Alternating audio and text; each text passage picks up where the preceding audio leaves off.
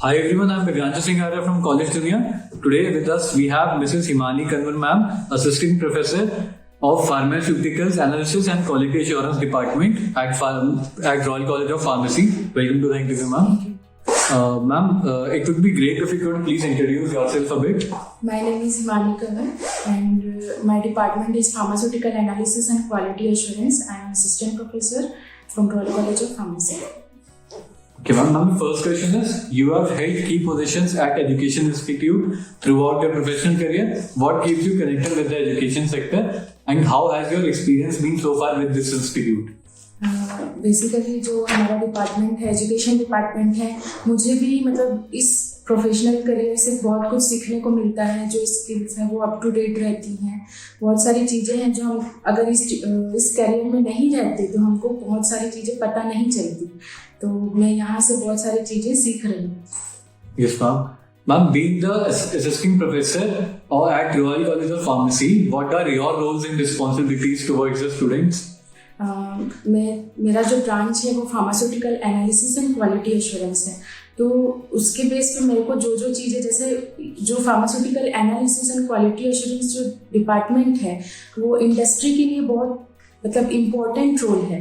तो मेरे मतलब जो स्टूडेंट्स हैं उनको भी मैं प्रैक्टिकली नॉलेज जो होता है वो ज़्यादा प्रोवाइड करती हूँ, थ्योरेटिकली भी एज वेल एज सेम. और प्रैक्टिकल जैसे कि हमारे कॉलेज में यूवी है, यूवी स्पेक्ट्रोफोटोमीटर है, HPLC है, हाई परफॉर्मेंस लिक्विड क्रोमेटोग्राफी. ये सारे जो इंस्ट्रूमेंट है उसकी बेटर नॉलेज मुझे है. तो मैं अपने स्टूडेंट्स को भी इस नॉलेज के बारे में बताती हूँ. Yes, ma'am. Do you have any extracurricular activities or program to enhance the skill of students or to expose them to the real world challenges? हमारे जैसे कॉलेज में वर्कशॉप होता है, सेमिनार होता है एक्स्ट्रा करिकुलर एक्टिविटीज़ में. उसके साथ साथ पोस्टर प्रेजेंटेशन जो फार्मेसी थीम बेस पे ही होता है. इसकी वजह से मतलब बच्चों को जो है ये सारी चीज़ें जो हम करवाते हैं, पोस्टर प्रेजेंटेशन, रंगोली कंपटीशन भी इसका हिस्सा है.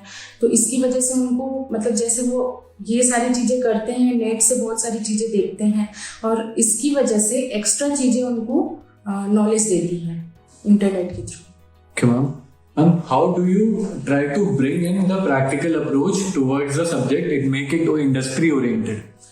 जैसे मैंने अभी बताया, जैसे कि pharmaceutical analysis and quality assurance department जो है वो इंडस्ट्री के लिए सबसे इम्पोर्टेंट है. तो यहाँ पर अभी जितने भी स्टूडेंट्स हैं तो सबको मैं इंडस्ट्री के बारे में भी बताती हूँ कि वहाँ पे क्या क्या चीज़ें बेसिक सिखाई जाती है, ट्रेनिंग कैसे प्रोवाइड की जाती है, क्योंकि हमने भी वो चीज़ फेस किया है. हम वहाँ पे इंटरव्यू दे चुके हैं. तो क्या चीज़ें वहाँ पर होती हैं, इंस्ट्रूमेंट कैसे हैंडल करना चाहिए. यहाँ पर ऐसा होता है कि बहुत सारे बच्चे जो है थ्योरेटिकल सब पढ़ लेते हैं, प्रोसीजर सब पढ़ते हैं, लेकिन प्रैक्टिकल कोई नहीं कर पाता. अगर हम उनसे पूछें कि मशीन के बारे में बताओ तो मशीन चालू नहीं कर सकते.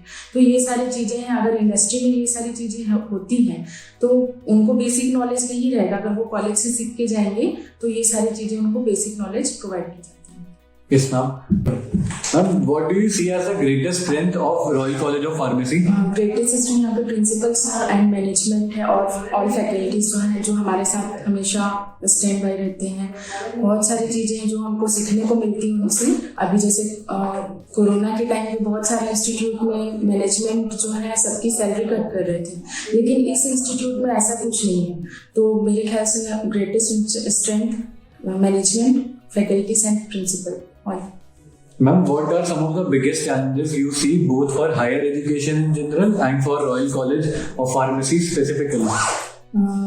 मतलब बच्चों के लिए जैसे होता है कि नॉलेज प्रॉपर नहीं रहता है हायर स्टडी के लिए, तो वो हम उनको काउंसलिंग करते हैं कि आप कीजिए, हायर एजुकेशन में जाइए.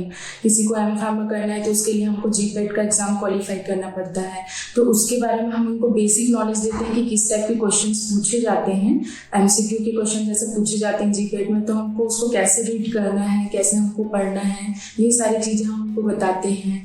और सबसे ज़्यादा प्रॉब्लम होती है मनी प्रॉब्लम, जो सारे बच्चे अफोर्ड नहीं कर पाते हैं, सारे स्टूडेंट्स. तो उनके लिए स्कॉलरशिप तो होती ही है, प्लस एजुकेशन लोन भी मिलता है. जैसे स्कॉलरशिप सबको नहीं मिल पाता, जनरल जो बैकग्राउंड से हैं उन स्टूडेंट्स को स्कॉलरशिप नहीं मिल पाता, लेकिन कहीं ना कहीं प्रॉब्लम होती है उनके लिए मनी की. तो उनके लिए भी एजुकेशन लोन प्रोवाइड किया जाता है, उनकी हेल्प करते हैं हम कि कैसे आप उसको ले सकते हैं, ये सारी चीज़ें बताई जाती हैं। And lastly, any suggestions you would like to give to the current youth and aspiring students?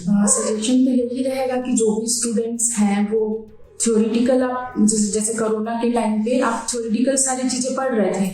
Pharmacy एक ऐसा सब्जेक्ट है जिसमें हम लोग थ्योरेटिकली कुछ नहीं कर सकते, हमको इसमें प्रैक्टिकल नॉलेज सबसे ज़्यादा ज़रूरी रहता है। अगर हम प्रैक्टिकल नॉलेज नहीं प्रोवाइड करेंगे तो आगे आप कुछ नहीं कर पाएंगे।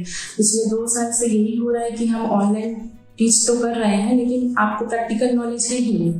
तो जैसे आगे जाके आप इंडस्ट्री में जाते हैं या गवर्नमेंट सेक्टर में भी जाते हैं, ड्रग इंस्पेक्टर बनते हैं या मेडिकल स्टोर में जाते हैं, हम यहाँ पे जैसे प्रिस्क्रिप्शन कैसे रीड करना है ये सारी चीज़ें बताते हैं, तो वो इजीली आप नहीं सीख पाएंगे। तो प्रैक्टिकल आपको करना ज़रूरी है मेरी साइड से।